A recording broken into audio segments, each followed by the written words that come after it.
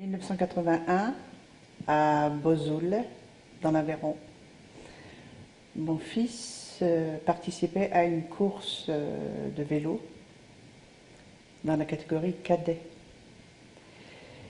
Et dans le dernier tour, il avait l'habitude d'être rapide au sprint, donc de gagner ses courses. Et dans le dernier tour, il y a eu une chute pour l'empêcher de passer. C'est-à-dire que les coureurs ont écarté les coudes et il y a eu une espèce d'éventail. Et mon fils a voulu éviter la chute et sa tête est allée heurter un poteau de l'EDF qui était sur la route. On ne savait pas s'il allait ressortir dans 1 heure en parfaite santé, ou s'il était mort, ou peut-être qu'il allait mourir. Enfin, personne ne nous disait rien. Et on attendait, et on respirait, comme si on allait accoucher de quelque chose. Moi, je haletais. Et puis, à un moment donné, il y a une infirmière qui vient et qui nous dit vous devriez rentrer chez vous, enfin vous devriez rentrer chez vous parce qu'on s'occupe de lui, là on va peut-être le transférer par hélicoptère à Toulouse. Oui, mais on voudrait le voir. Ah non, non, non, non, c'est pas possible, c'est pas possible.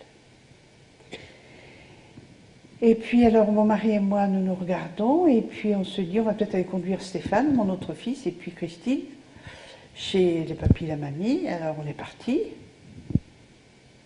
On a déposé les enfants, mais nous sommes revenus à l'hôpital. Et il y avait un médecin qui courait avec mon fils. Et ce médecin, tout d'un coup, je le vois passer au bout du couloir. Je l'interpelle, mais interpellé, hein, parce qu'il ne serait pas venu nous voir alors qu'on se connaissait. On se voyait tous les dimanches sur les courses, le temps qu'on a fait les courses de vélo là-bas. Et puis je dis, mais alors Philippe, il va comment? Il dit, ils sont en train de le ranimer là, parce qu'en fait son cœur s'arrêtait 1 fois, son cœur s'arrêtait 2 fois, 3 fois, mais bon, ils vont venir vous expliquer ça. Et hop, et ça va. Et on attendait, alors ça faisait faire du 10h du soir, quoi. L'accident avait eu lieu vers 17h30. À 10h du soir, on attendait. Et puis tout d'un coup, voilà 2 jeunes infirmières qui viennent à nous. Et puis qui nous dit, voilà, vous êtes les parents du jeune cycliste? Ben oui. Alors donc, elle dit, vous savez, son cœur s'est arrêté 1 fois, et ça recommençait. Et son cœur s'est arrêté 2 fois. Alors j'ai fini par dire, mais il est mort? Oui. Ben oui. Et elle avait des cachets dans les mains qu'elle m'a confiés, et elle me dit, vous allez prendre ces 2 cachets-là, et puis vous allez aller vous coucher. Il ne faut pas que vous voyiez votre fils, il faut absolument que vous restiez avec un beau souvenir de lui. Alors, vous voyez, comme j'ai expliqué maintes fois, on change de monde, c'est-à-dire qu'on n'est plus dans le même monde que les personnes qui sont en face de nous. Eux, ils vivent normalement, c'est certainement pas drôle d'annoncer une mort, probablement, mais nous, on est dedans, quoi. Donc, j'avais envie d'avoir une personne qui avait vécu la même chose que moi 1/4 d'heure avant, ou 2 heures, ou 2 jours, je ne sais pas, pour que j'arrive à lui transmettre ce que je vivais intérieurement. J'arrivais pas à... Des gens qui disaient, ben non, allez vous coucher, prenez des cachets, allez vous coucher. Les gendarmes de l'EG sont quand même venus quelques semaines après. Je ne sais plus pourquoi faire, pour nous demander un renseignement quelconque, et moi j'ai voulu les interroger sur ce qui s'est passé, et ils m'ont simplement répondu qu'ils n'avaient pas le droit de me dire quoi que ce soit parce qu'on ne s'était pas constitué partie civile. Voilà. Et puis c'est resté comme ça, donc le rapport, on n'a jamais eu, on ne sait pas, on ne sait rien.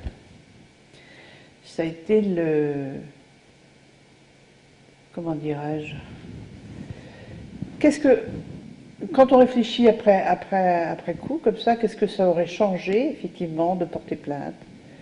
Si ce n'est que des gens, une association aurait été condamnée, une mairie, une municipalité aurait été condamnée, et puis moi, ça m'aurait pas rendu mon fils, effectivement. Et puis voilà. Qu'est-ce que vous auriez souhaité? avoir quelqu'un à côté de moi à partir du moment où l'accident a dit voilà, il y a un accident, c'est grave, il faut qu'on l'emmène à l'hôpital. Quelqu'un. Les pompiers sont toujours là tout de suite, les gendarmes quelquefois, les ambulances, mais il n'y a pas un être humain pour être à côté d'un autre être humain. Vous voyez? Et il ne peut, moi qui suis passée par là, je suis capable d'être à côté de quelqu'un qui subit un traumatisme, une espèce d'ouragan, un tsunami. Dans la tête, c'est comme ça en fait. Hein. On est là et puis on a besoin d'avoir quelqu'un qui va nous parler, comme il y a une infirmière qui est à côté d'un malade, un pompier à côté d'un blessé, une ambulance à côté d'un blessé. Il n'y a rien pour nous, les restants, les ayants droit. Il n'y a rien. À part des voisins qui vont être là, ou des badauds. Oh, ma pauvre dame, mais c'est pas ça, on n'a pas besoin de ma pauvre dame. On a besoin d'être tenu, qu'on nous parle. Si on pose une question, qu'on nous réponde. Surtout, répondre. On a besoin de savoir. Est-ce qu'il est mal? Est-ce qu'il va mal? On voudrait le voir. On veut bien prendre le risque de le voir.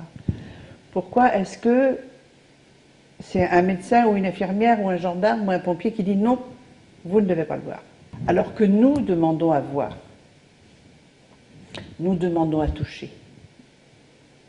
Et le deuil aurait probablement été fait plus tôt si on avait pu le toucher, si on avait pu lui parler, parce que j'aurais pu lui parler. Quand quelqu'un s'en va comme ça, doit partir, on a des choses à dire quelquefois. Toujours, on a toujours des choses à dire. Et on n'a pas pu le faire en fait.